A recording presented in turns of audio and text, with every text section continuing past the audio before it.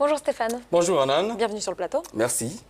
Good morning, Stéphane. How are you Bonjour doing? Jerry, je vais bien, merci. Bienvenue. Merci. Alors ce matin, Stéphane, vous nous parlez des défis liés à la lutte contre la pauvreté en Afrique, au lendemain donc de la 25e journée mondiale de lutte contre la pauvreté.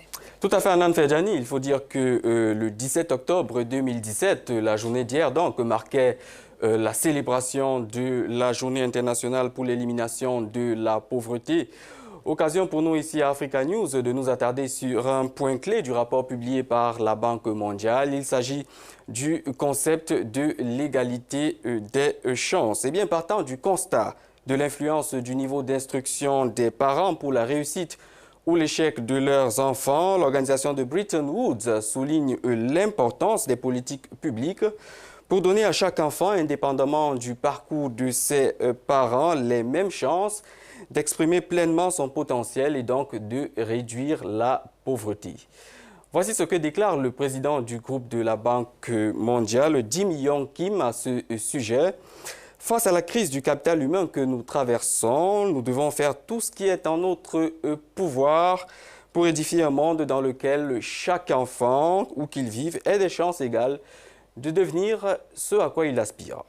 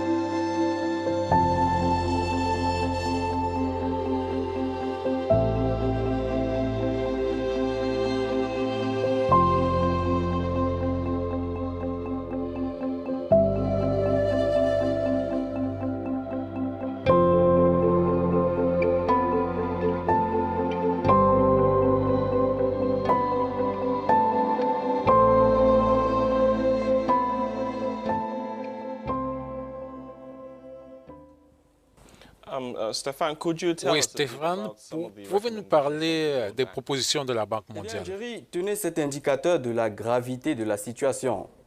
Depuis 50 ans, le niveau éducatif ne progresse plus d'une génération à une autre dans les économies en développement. Ici, près de la moitié des individus nés dans les années 80 sont plus instruits que leurs parents. Et c'est curieux, soit une proportion comparable à celle des individus nés dans les années 60. Alors, parmi les suggestions pour répondre plus précisément, Jerry Bambi, à votre question, pour améliorer la mobilité économique entre générations, la Banque mondiale propose des investissements dans le développement de la petite enfance, l'accès et la qualité de l'éducation, les soins de santé maternelle et infantile, la nutrition ou encore les infrastructures. Il est également évoqué l'urgence de l'intégration d'une analyse du comportement dans les politiques et les programmes afin de pouvoir atteindre plus efficacement les laissés-pour-compte du processus de développement.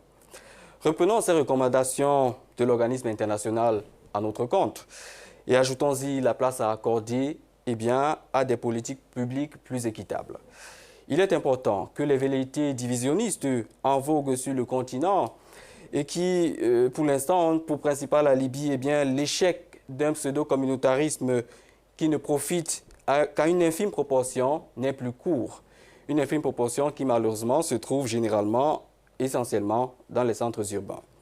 Il est plus que jamais important, et je voudrais terminer par là, de favoriser l'intégration des différentes composantes sociologiques des nations à travers des politiques redistributives de la richesse commune, et l'adoption d'une forme de gestion de l'État correspondant aux aspirations profondes des peuples.